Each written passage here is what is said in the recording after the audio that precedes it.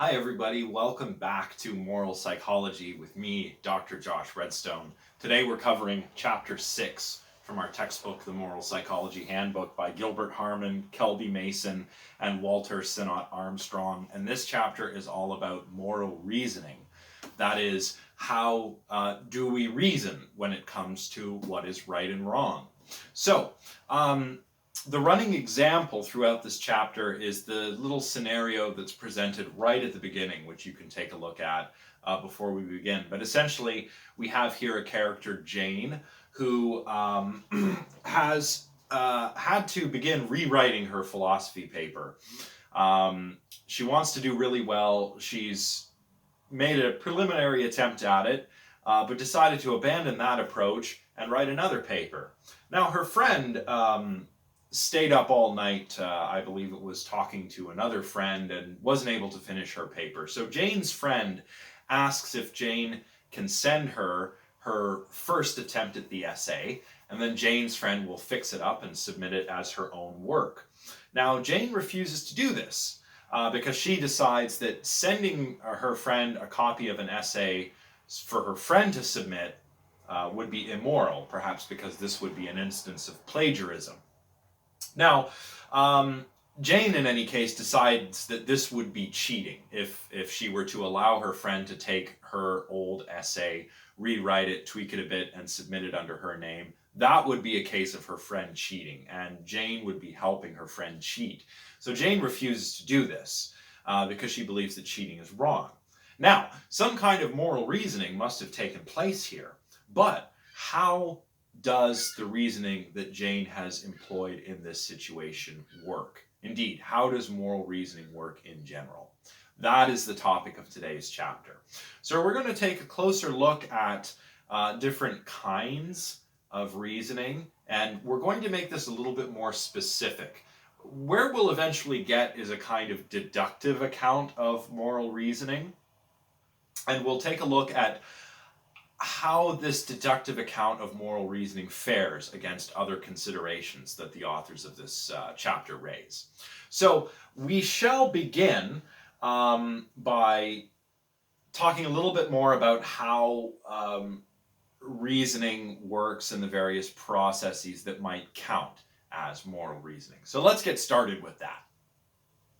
All right, so how does moral reasoning work? Well, the authors present three processes that might count as processes by which we can reason about what is right and wrong, good and bad.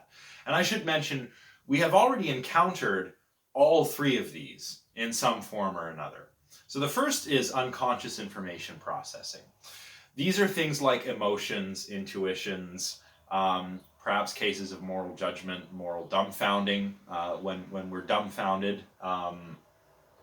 All of these count as instances of unconscious information processing. These are ways for us to arrive at a moral judgment which we are conscious of, right? We're conscious of the judgment, but these are unconscious in the sense that we are not consciously reasoning our way through everything. That is the information processing steps that underwrite unconscious information processing are not available for conscious access. So in the case of intuitions, and we'll see this a little bit more next over the next few lectures when we finally come to talk about moral intuitions, we'll be aware of the particular intuition, right, the end result of our judgment, but not the information processing steps that got us there. Contrast with this is our second possible means of morally reasoning, and that is reasoning from principles, consciously. So here we're using deductive or inductive arguments in order to address moral problems, questions, or dilemmas that we're faced with. So reasoning from principles like the principle of utility, or the doctrine of double effect, or taking a more holistic virtue ethics kind of approach, using practical reasoning and other considerations like that. All of these would be examples of consciously reasoning from principles. And finally, there's much more extensive reflective moral deliberation. this is the kind of thing that we're doing in this class, right? This is the kind of thing that moral philosophers do. Most people don't engage in this kind of reflective deliberation when they're trying to solve moral problems in day-to-day life. I would argue that by and large, we're actually using unconscious information processing there. And sometimes we're consciously reasoning from principles, like Jane may have been in the example. Indeed, Jane may have been reasoning unconsciously. If she, say, decided that cheating is wrong and that this would be cheating in a sort of inductive or deductive way, well, that would certainly be conscious, but it could be an unconscious type of reasoning as well. If she, for example, just feels icky or wrong when considering sending her friend this paper, that could arguably be an unconscious judgment as a result of unconscious information processing. If Jane were to offer a principled, reflective account of why it would be wrong on, say, a utilitarian framework or a deontic framework or a contractarian framework, that would be an example of reflective moral deliberation, the kinds of things that moral philosophers do. So those are the different candidate processes for moral reasoning. But we can actually get a little bit more specific with this stuff. We can get into a bit more detail here. And we will do that so that we can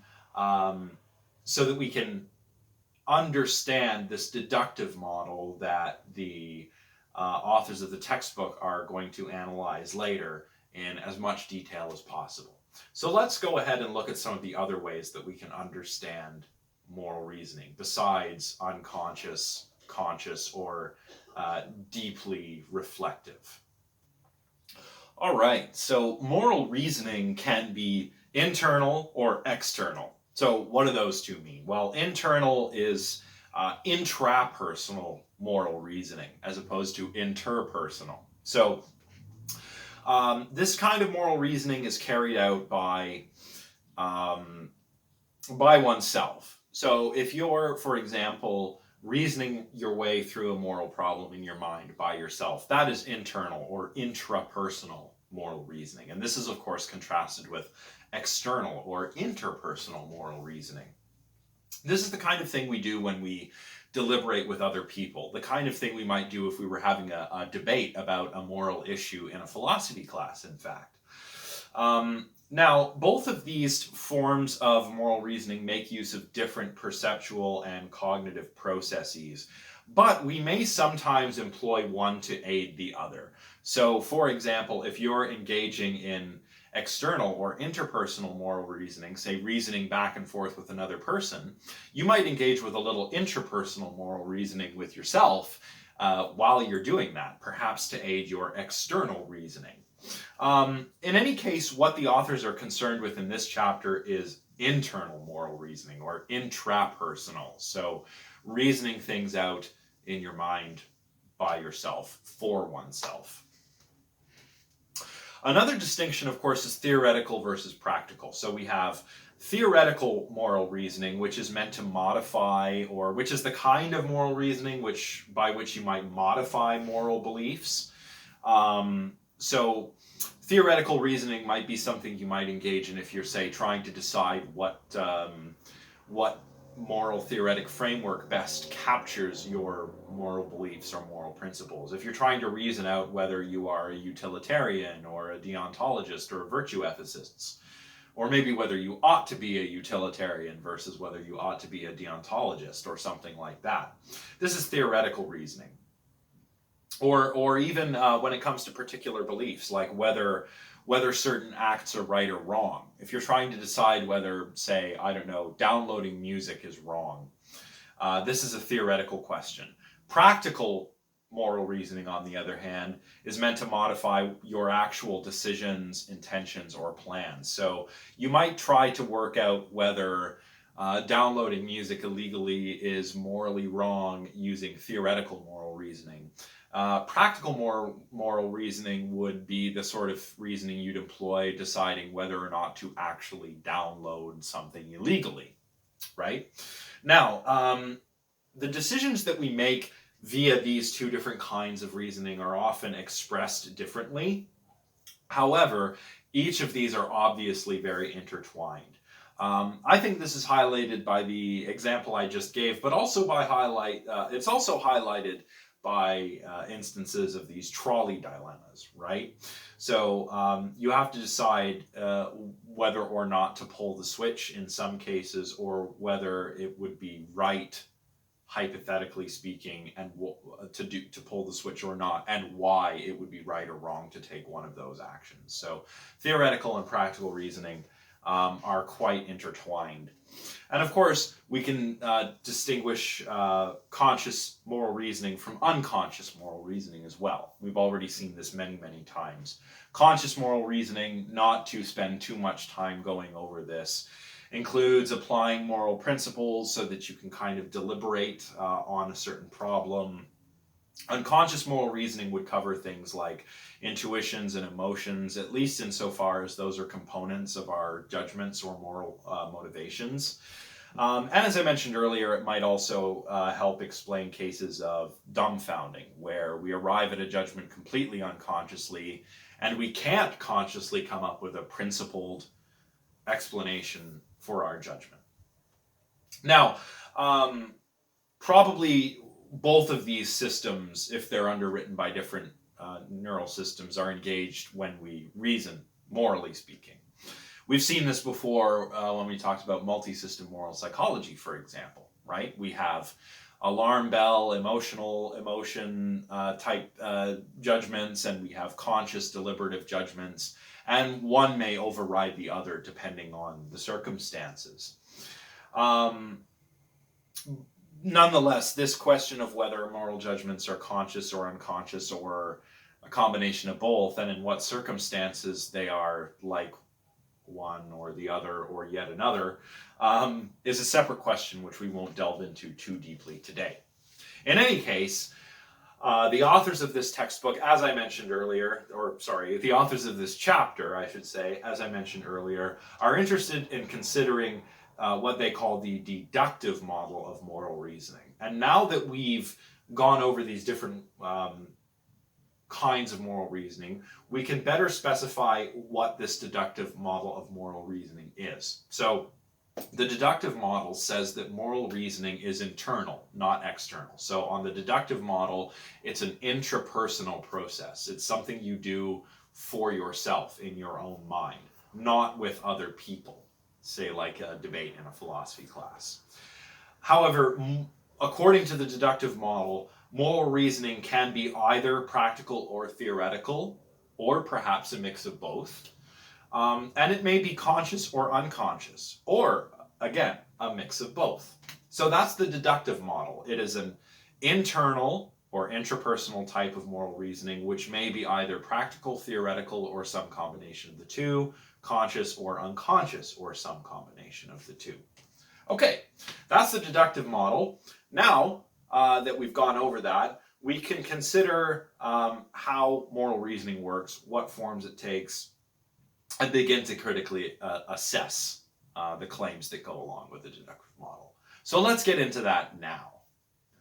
All right, so by assuming this deductive model of moral reasoning, now we can proceed with a sort of framework or model of how moral reasoning might work, and we can assess that. So on the deductive model, as the name suggests, moral reasoning starts from principles, moral principles. So these could be things like the principle of utility, or the doctrine of double effect, or some formulation of the categorical imperative. But it doesn't have to be that complicated. It could be as simple as reasoning from a simple moral norm. After all, not everyone is a philosopher, right? Perhaps as somebody in this class, when you reason about right and wrong, you might be reasoning from such principles as some formulation of the categorical imperative. But you might also just be reasoning from simple principles like stealing is wrong, cheating is wrong, killing is wrong, simple norms, like that kind of thing. So it doesn't really matter how sophisticated the principle is. What matters is that we are reasoning from some principles. And on this deductive model, perhaps Jane's reasoning looks something like this, where we have first a premise: cheating is always morally wrong except in extreme circumstances. That's a moral principle. Premise 2 of Jane's reasoning might be that this act of sending her friend her old paper would be cheating. And premise 3 might be another consideration, like this circumstance is not extreme. And that leads Jane to conclude that this act is morally wrong, sending her friend her old paper. You can see this on page 213 of our textbook if you like. So long as this argument is valid and contains no logical fallacies and so on and so forth, then it counts as good reasoning.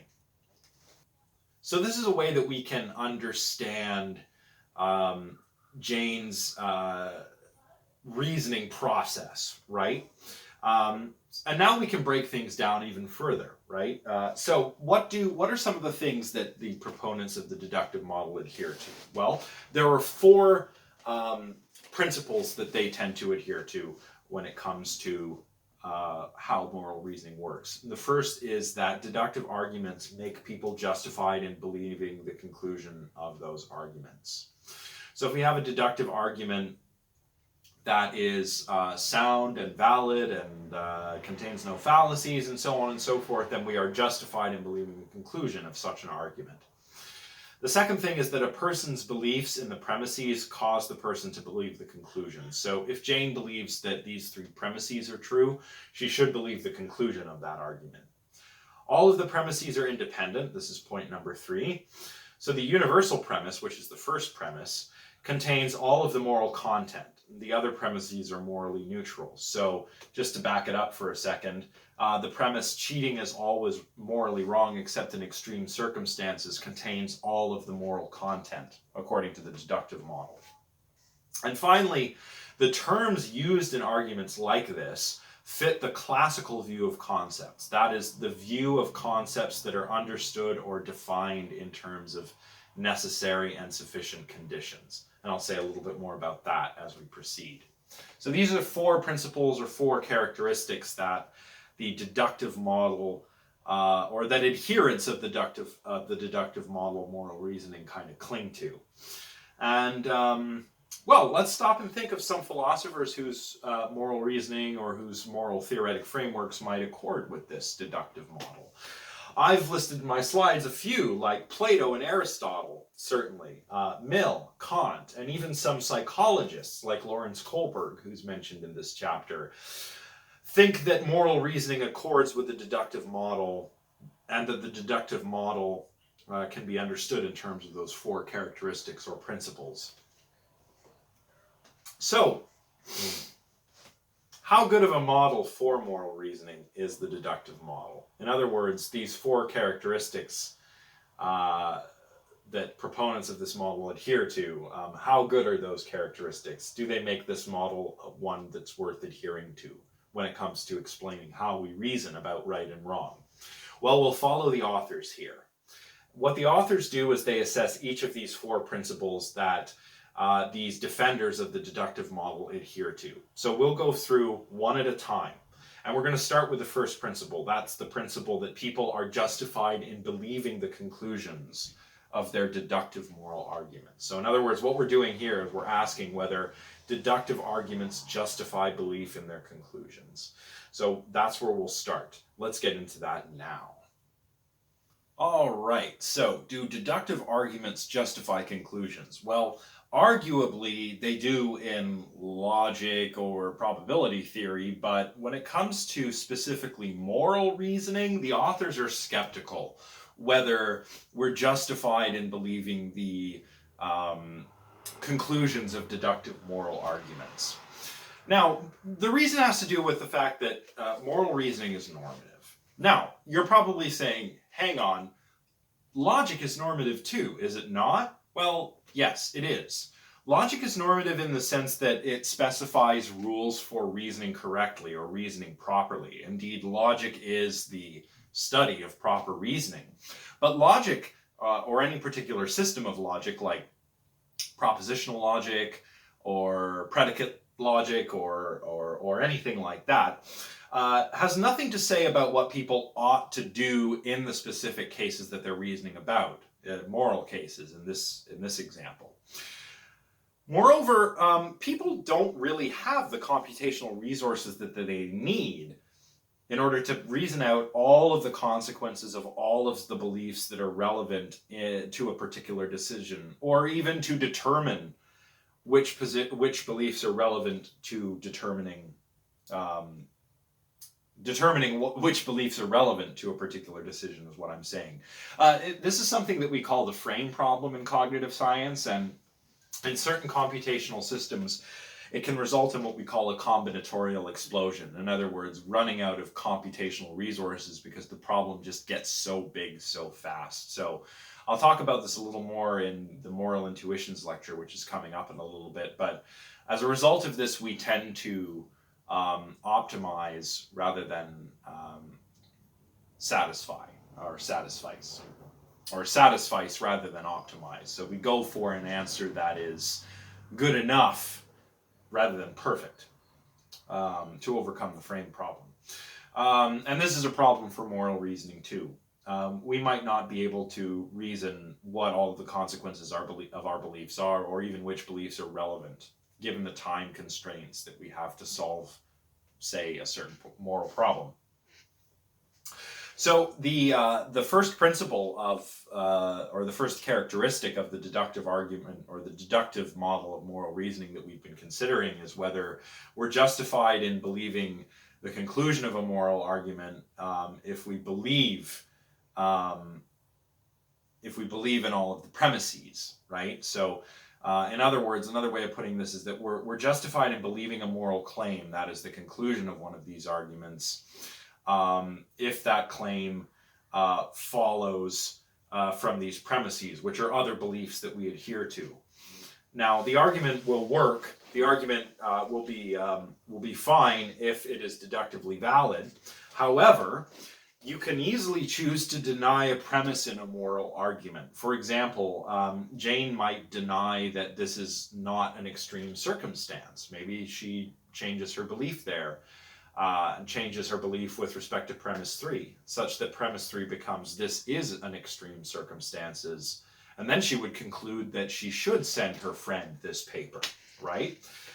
You could change any number of other beliefs that might factor into this argument, and for reasons like this, because there's nothing in any formal logical system to help a moral agent decide whether or not to take steps like this, like modifying her beliefs in a certain case of moral reasoning, the authors are skeptical about the prospects of the deductive model, at least when it comes to the premises justifying the conclusions of deductive moral arguments. So they don't think that forming moral beliefs based on a valid deductive argument, or having these moral beliefs that serve as premises in these deductive moral arguments are sufficient to justify belief in the conclusions of these moral arguments. Now, it could be that what we've covered here is a very nice descriptive account of moral reasoning. Perhaps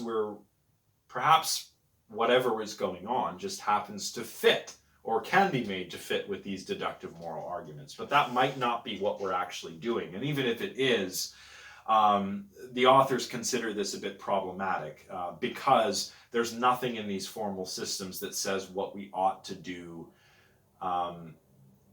in the sense of a moral ought rather than a logical ought, right? Logic is normative in the sense that it tells us how to reason properly, but it doesn't tell us what to do with our moral beliefs with respect to adhering to them, changing them, so on and so forth. And again, as I mentioned, we're also computationally limited.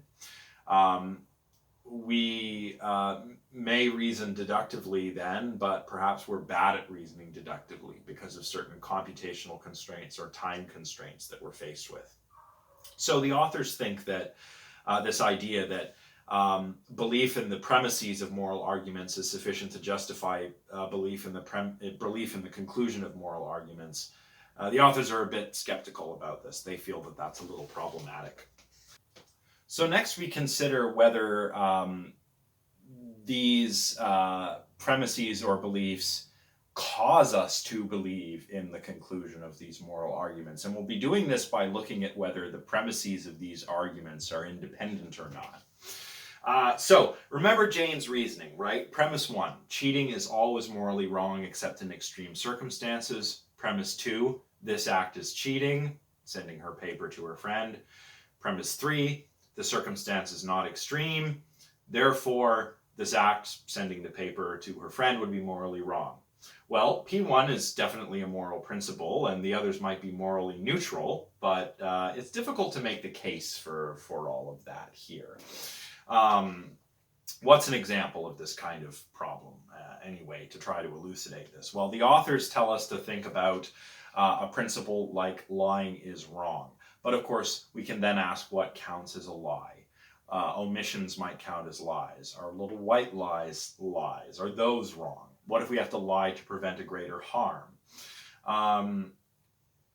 So this is a bit of a trick here. This is the trick, is whether the judgment is coming first or the classification that the act, in this case lying, counts as a wrong act. So is lying something that counts as wrong, or is or another way to put it, what's a good way to put it? Well, yeah, is lying something that counts as wrong, or is a particular lie right or wrong? You see what I mean? If this is a bit unclear, perhaps I can hash this out a bit better in the comment section, so just let me know. In any case, we're back at this question whether the judgment comes first or the classification of an act as right or wrong comes first.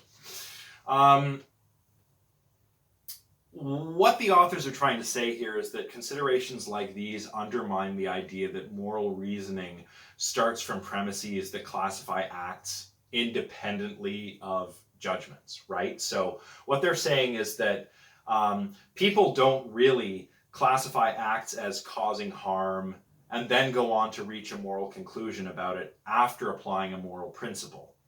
What seems to happen is that the argument seems to come after the judgment has been made. So if they're right, then what's happened here is not three premises and a conclusion that form an argument that it would be wrong for Jane to send her paper to her friend. What's actually happened is that Jane has formed a judgment and then offered this argument to sort of justify her judgment. And the argument classifies this as an act that would be morally wrong, but she has already reached that judgment, right? And if that's how this has happened, then we can't really say that this deductive argument has caused her to reach this moral judgment, this caused her to believe in or support the conclusion. So all of this is to say that it's questionable whether the premises that we're using in moral reasoning are actually independent of one another. Which premises in the moral argument are the moral ones, right? It's not clear from this. It's also questionable whether people are forming these judgments by actually engaging in deduction or by just justifying their judgments using deduction, right? It's like a chicken or the egg kind of thing. So that's all I'll say for the second commitment of defenders of the deductive model. Let's move on to the third commitment. And this commitment examines whether moral judgments are actually based on principles. All right, so another important question to tackle is whether moral judgments are actually based on principles. That's going to be pretty important for our assessment of the deductive model.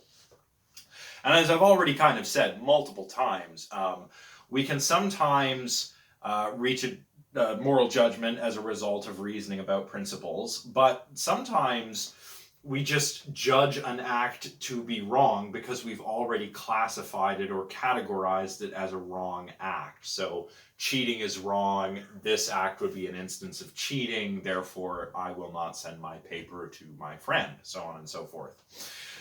However, some evidence also suggests that when we think we're reasoning from principles, this is largely illusory. And Sinnott Armstrong and colleagues conducted a 2008 study which investigated whether judgments were based on principles or whether judgments of wrongness or the intent, even the intent behind the moral acts that people were questioned about, were made as a result of other kinds of reasoning. So what Sinnott Armstrong and colleagues did here was they asked people about various versions of the trolley problem that they had come up with. They had come up with a variant of the trolley problem called the sidetrack case, where someone named Peter has to decide whether to pull a switch, like in the typical version of the trolley case, sending the trolley onto another track where it will kill one innocent person but save the 5 on the main track. Then they had a loop track case condition as well. Here, Peter has to pull a lever to divert the trolley onto a loop. The trolley will kill one person on this loop track, but it'll slow down sufficiently before rejoining the main track, so it won't kill any of the 5 people on the main track. Then there's the combination track case, where a second lever has to be pulled to divert the trolley onto yet another track. Now, a person on the loop is killed before the trolley switches to a third track where it will just continue and not come back to the main track where the 5 innocent people are standing. There are a couple things of interest to the experimenters here. One is intention and one is timing. So they asked people whether people intentionally, or whether Peter intentionally killed people in each of these 3 cases. And what they found was that in the sidetrack case, when Peter pulled the lever and switched the trolley from the track where it would kill one person onto a track where it would, from a track where it would kill 5 people onto a track where it would kill one person, people judged that Peter intentionally killed the one person. When it comes to the loop track case, people judged that Peter did not intentionally kill the person on the loop case. And likewise with the combination track, people judged that Peter did not intentionally kill the person on the track, which is really interesting. Even more interesting, though, is the timing and how timing affected people's judgments. So on the sidetrack case, the trolley killing the person, which was a bad effect, occurs after saving the 5. So you pull the lever, Peter pulls the lever, the trolley is diverted, the 5 people are saved. But then a bad effect happens after saving the 5. That's how the timing goes in that case. In the loop track case, the bad effect occurs before the good effect because the person on the loop track is hit and killed, slowing the trolley down before it rejoins the track, slowed down enough so that it won't harm any of the 5 people on the main track. So in the loop track case, the bad effect precedes the good effect. In the combination track, likewise, the bad effect occurs before the good effect. One person is killed before a second lever is pulled, diverting the trolley to a third track where it will not rejoin the main track and kill the 5 innocent people. So, next, they asked participants to rate whether Peter's act was morally wrong and whether his act counted at killing in each of the 3 cases. Now, it was found that whether Peter's act was rated right or wrong depended on Peter's perceived intention. So the participants judged his actions to be wrong when the death of one person was intended or judged to be intended, but not when it was a side effect. So that's interesting. That seems to mesh nicely with the doctrine of double effect, a nice principle there. But it was also found that Peter's act was classified, or whether Peter's act was classified as killing depended on timing. So when the bad effect occurred first, the participants judged that Peter was killing. But when the bad effect occurred after the good effect, the participants judged that Peter was not killing. Interesting. So, the results of this experiment suggest that whether an act is classified as killing depends on timing, and the classification of whether it is right or wrong depends on intention. So, This, in turn, both of these together, the authors contend, suggest that people may not consciously reason from principles when classifying acts as right and wrong, or judging acts as right and wrong, or classifying acts as morally wrong kinds of actions like killing or cheating versus other kinds of acts that are not morally wrong. Instead, what may be happening is that we're making rapid unconscious judgments here, right? We're getting a little intuitive with our judgments here.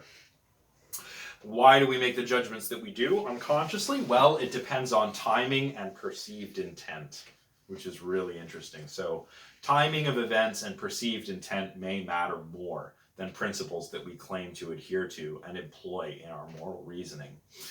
Now, some of the participants in this study did offer principle justifications for the decisions that they made, the judgments that they made, but this could just be post hoc reasoning. In other words, making up a story to explain the judgment you made, or coming up with an argument that justifies the judgment you made, not coming up with an argument and forming the judgment on the basis of that argument.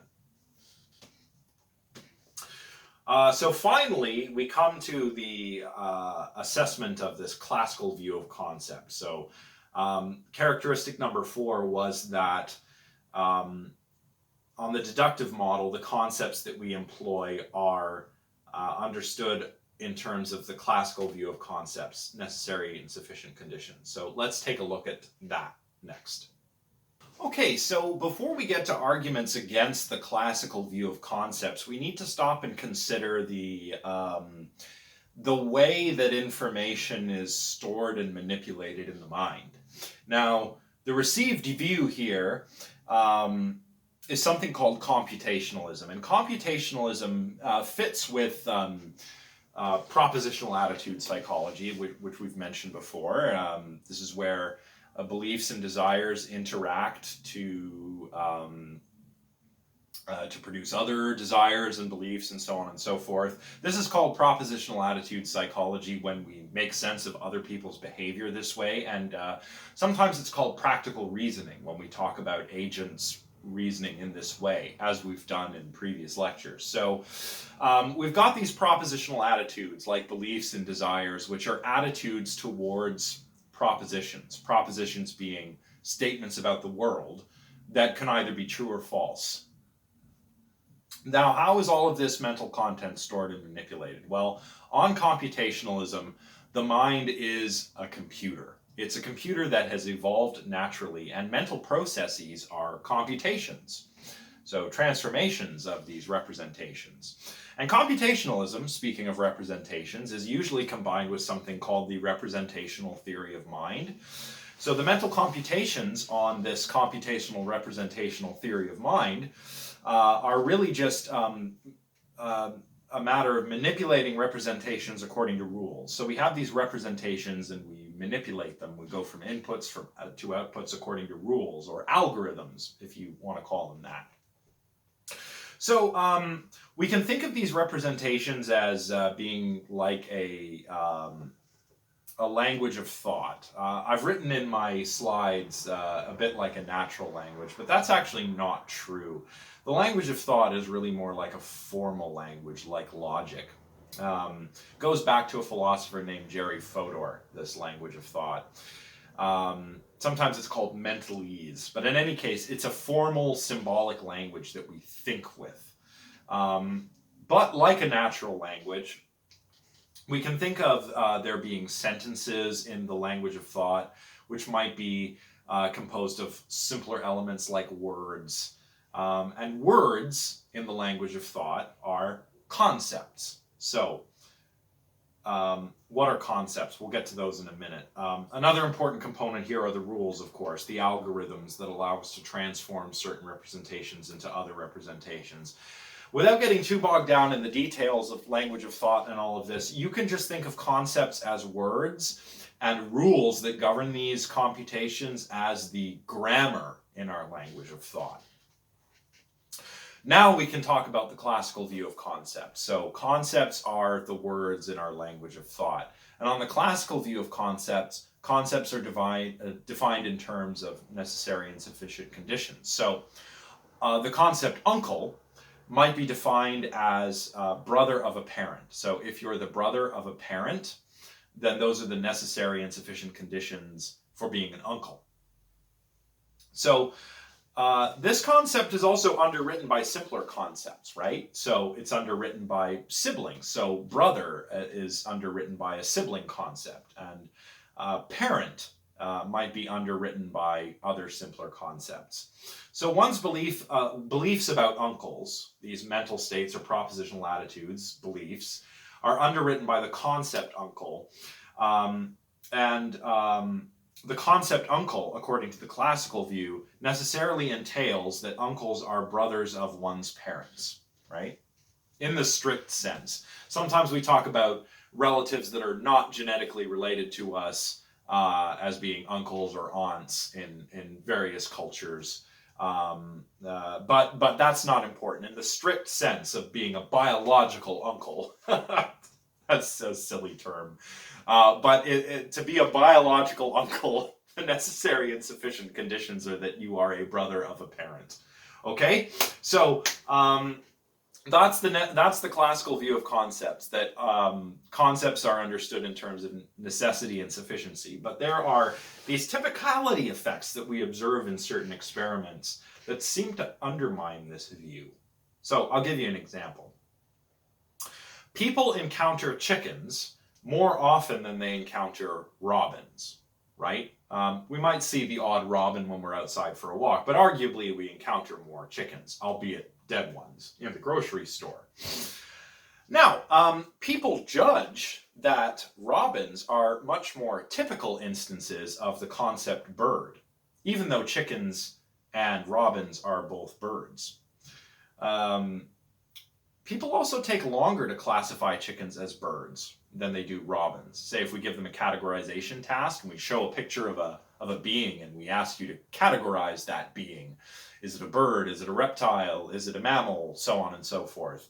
People take longer to classify chickens than they do robins. And I would bet that that's because, and indeed this is what the authors of such experiments observed, that's because chickens are less prototypical than robins, right? So one possibility here is that there is a core set of necessary and sufficient conditions for the concept bird.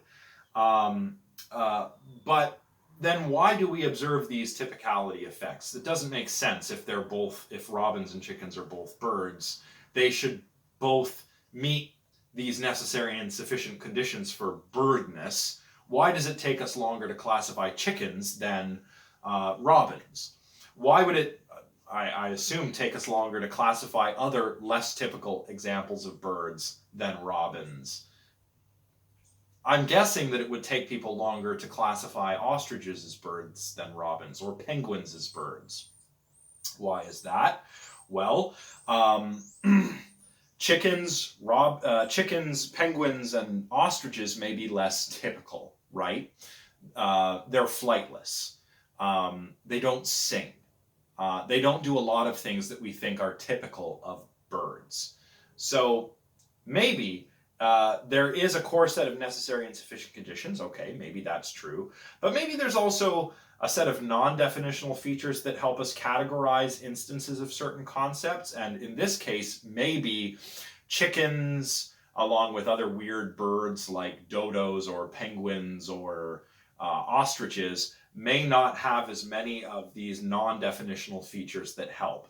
Then again, who knows? It could be that the classical view of concepts is wrong and we need to explore some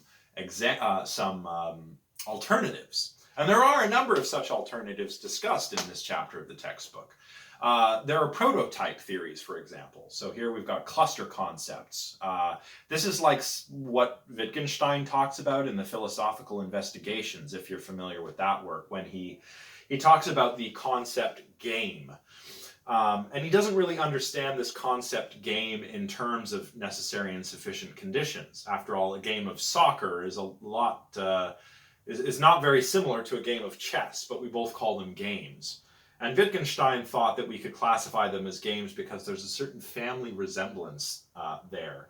In other words, there's a cluster of features And if we have enough of those features, we can categorize an instance under one concept or another, but it's not like we need a core set of necessary and sufficient conditions to do that. So that's what prototype theories say.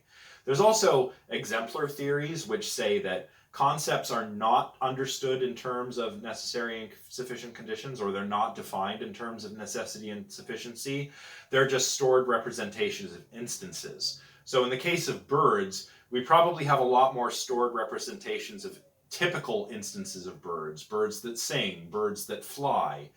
And since we usually encounter chickens chopped up and packaged in the grocery store, we don't tend to represent them as typical instances of birds, even though they are birds, right? And many more birds are like robins in the sense that they fly and sing. There are many more birds like that than there are flightless birds or birds that swim underwater, like penguins. So that could be an alternative as exemplar theories of concepts. There's also nearest neighbor accounts. These accounts come from a statistical learning method in machine learning. This could maybe be realized in the brain somehow, but I'm not going to talk too much about this one. I'm not going to get into too many details here because, after all, this is not a class about neural networks and stuff, right? But in any case, there are reasons to be skeptical of the classical view of concepts, right? We have alternative models that we could count on.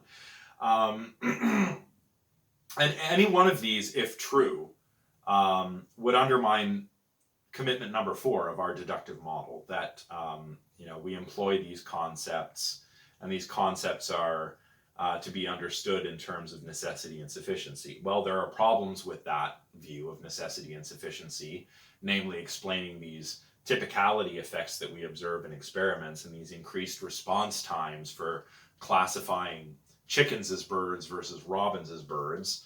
And there's, of course, alternative models, which, if any one of those is true, that spells trouble for this commitment. So, 4 commitments of the deductive model are a little questionable. Is there an alternative? Yes, there is an alternative that the authors of the textbook discuss, and it's called reflective equilibrium. So let's break that down a little bit further now before we wrap things up. Okay, so what is reflective equilibrium? Well, it's an idea that comes to us from John Rawls in a 1971 book. Oh, fucking hell.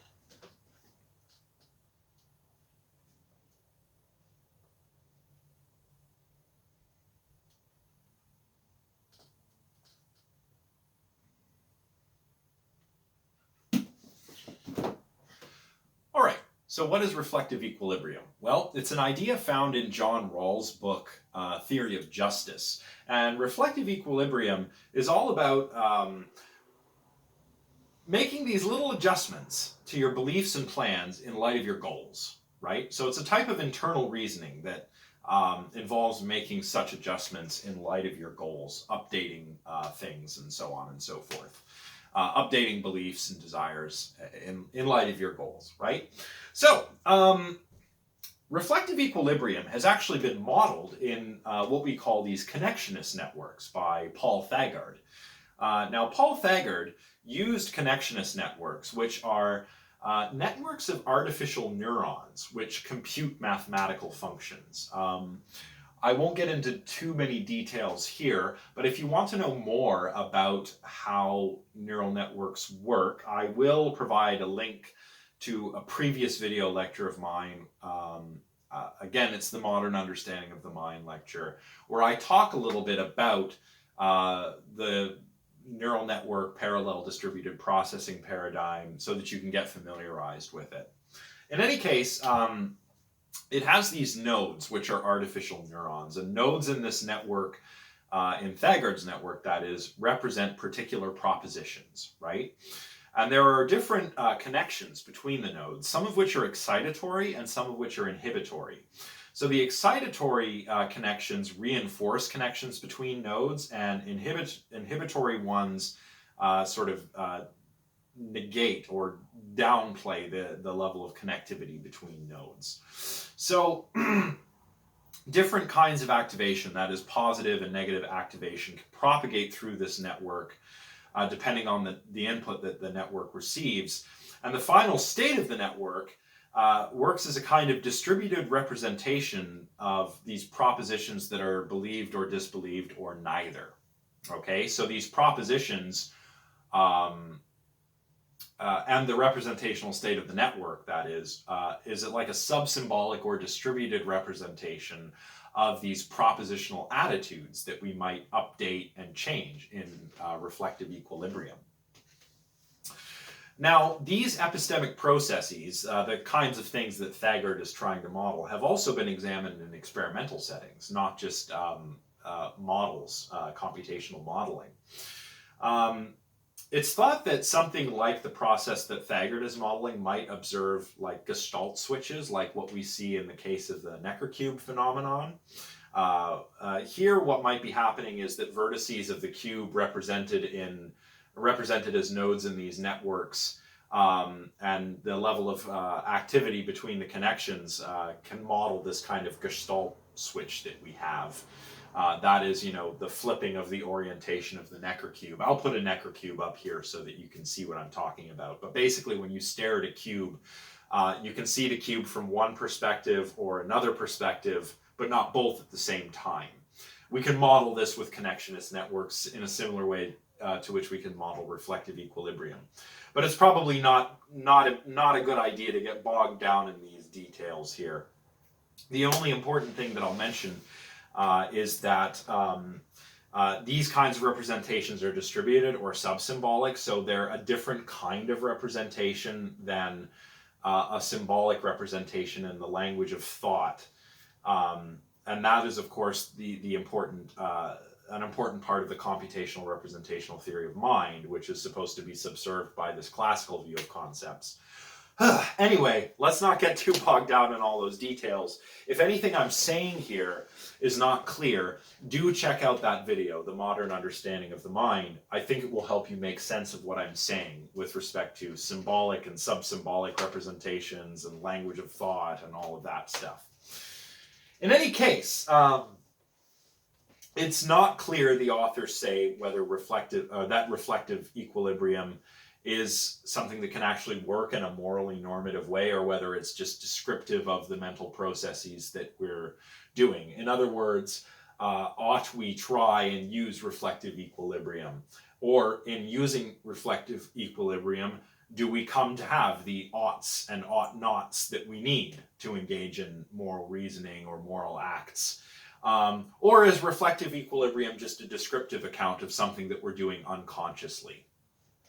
I don't know. And the authors of the textbook are quite agnostic about this as well.